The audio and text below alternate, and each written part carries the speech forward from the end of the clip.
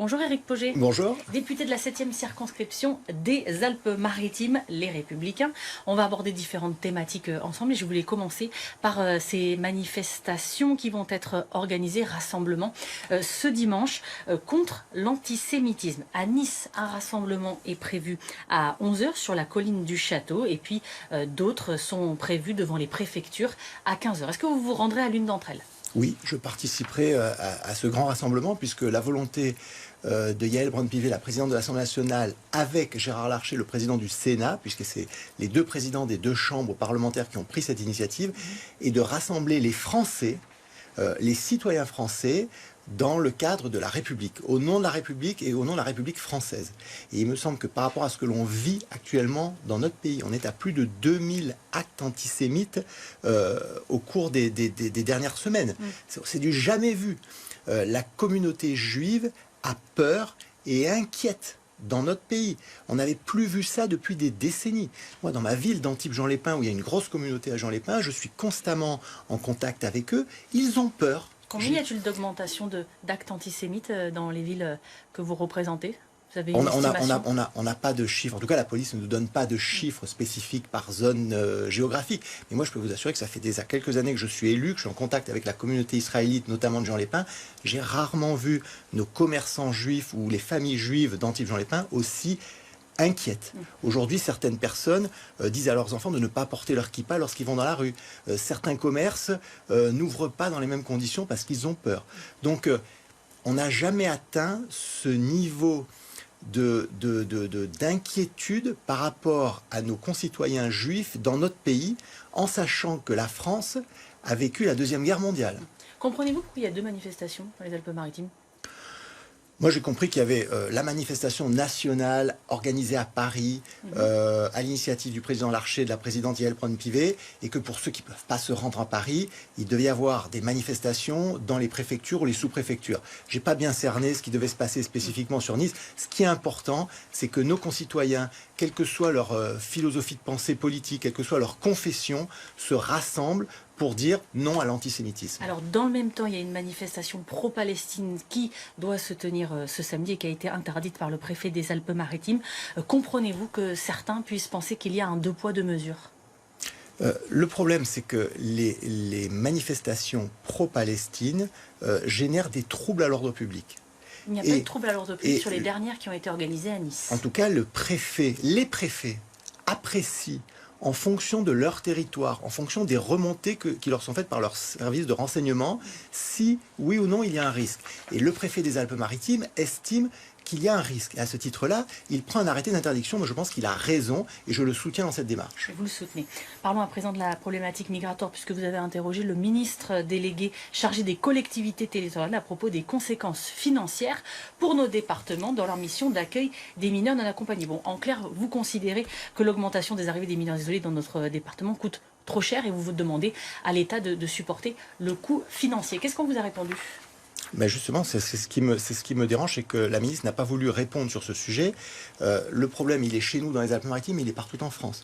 Aujourd'hui, il y a un tel problème migratoire, et nous, dans les Alpes-Maritimes, on est concernés à la frontière italienne, qu'il y a un afflux anormal et quantitativement bien plus important que tout ce à quoi on a été habitué, de jeunes qui se prétendent mineurs.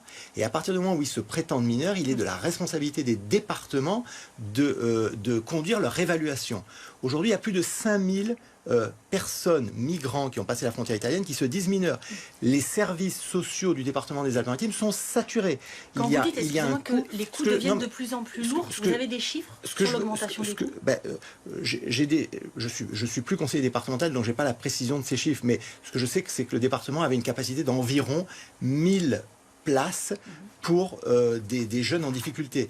On parle de 5000 migrants qui se prétendent mineurs et qui doivent être gérés, donc 1000 à 5000, voilà, ça vous donne une proportion. Et donc moi, ce que je demande et ce que demande le département des Alpes-Maritimes comme d'autres élus, c'est que, au vu de cette situation migratoire exceptionnelle, l'État reprenne à sa charge la gestion de l'évaluation de leur minorité. Si cette évaluation définit qu'ils sont mineurs, oui, le département jouera son rôle social. Mais là, on ne peut pas. C'est un coût, c'est une surpopulation, c'est une saturation des places disponibles. Et ce que l'on oublie, malheureusement, c'est que ça dévoie les systèmes sociaux qui sont conçus pour les jeunes et les enfants en fragilité. Les antennes relais, elles poussent, j'ai envie de dire, comme des champignons dans votre circonscription. Malheureusement. Ou en tout cas, il y a des projets de cela. C'est le cas notamment à Châteauneuf-de-Grasse. Et il y a une téléspectatrice qui nous a écrit en disant que l'une d'entre elles allait être construite juste en face de chez elle. Elle se pose des questions pour sa sécurité. Elle n'a pas été concertée. Elle appelle les autorités locales à tenter de s'opposer à cette construction et rien n'y fait. Est-ce que vous comptez défendre ce type de dossier? Alors, ça fait déjà plusieurs années que je me préoccupe de ce sujet de la prolifération des antennes relais. Vous citez Châteauneuf, mais je peux vous citer aussi Bar-sur-Loup, je peux vous citer Tourette-sur-Loup, je peux vous citer Le Rouret. Moi, j'ai 4 communes de ma circonscription qui sont concernées. Malheureusement, aujourd'hui, la loi, le cadre juridique est favorable aux opérateurs. Le problème, c'est qu'il y a une compétition commerciale entre opérateurs. Vous les connaissez, hein, ce sont nos téléphones portables, Orange, Bouygues, SFR, Free, et qu'on a beaucoup de mal à les coordonner. Moi, Donc en fait, ils peuvent faire ce qu'ils veulent. Disons que, et ils ne mutualisent pas leur antenne. Pas suffisamment. On pourrait à certains endroits mutualiser une même antenne et avoir plusieurs opérateurs sur la même antenne, mais il faut encore que ces opérateurs se parlent et soient coordonnés. J'avais demandé au préfet, il y a déjà 2 ans en arrière, de se saisir de la problématique. Il a nommé un médiateur au niveau de la préfecture, mais on s'aperçoit que la logique commerciale de ces opérateurs est plus forte que la réelle capacité des élus à pouvoir s'y opposer. Le seul maire aujourd'hui dans le département et dans ma circonscription, c'est le maire du Rouret, c'est Gérald Lombardo, qui est allé au bout de la procédure devant les tribunaux et il a perdu. Il a perdu. C'était quand? C'était il y a à peu près 1 an et demi en arrière. Donc, moi, mon vœu, et c'est dans ce sens-là que je milite, j'appelle à ce que les opérateurs par département se parlent.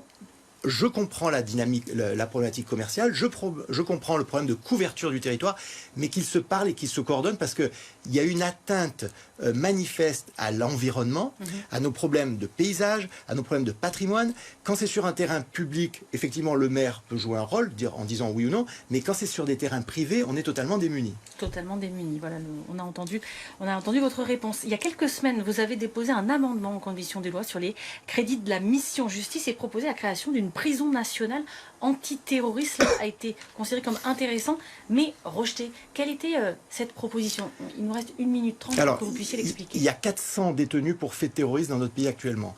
Le principe aujourd'hui, c'est qu'ils sont disséminés dans des unités spécialisées. On démultiplie les moyens et surtout, on n'empêche pas la porosité de ces détenus terroristes qui sont souvent condamnés pour actes de radicalisation avec d'autres détenus. L'actualité m'a malheureusement donné raison. Fin octobre, il y a eu un surveillant de prison qui a été attaqué au nom d'Allahu Akbar par un détenu en prison. Donc moi, ce que je propose, c'est de l'efficience et de l'efficacité, c'est de rassembler sur un même site, que l'État rassemble sur un même site, une seule prison avec de l'encellulement individuel et surtout des agents de la pénitentiaire qui soient totalement formés, équipés, armés pour gérer ces terroristes. Un chiffre, 400 détenus actuellement, 470 depuis 2018 qui sont sortis de prison parce qu'ils ont purgé leur peine et qui sont suivis par les services de renseignement.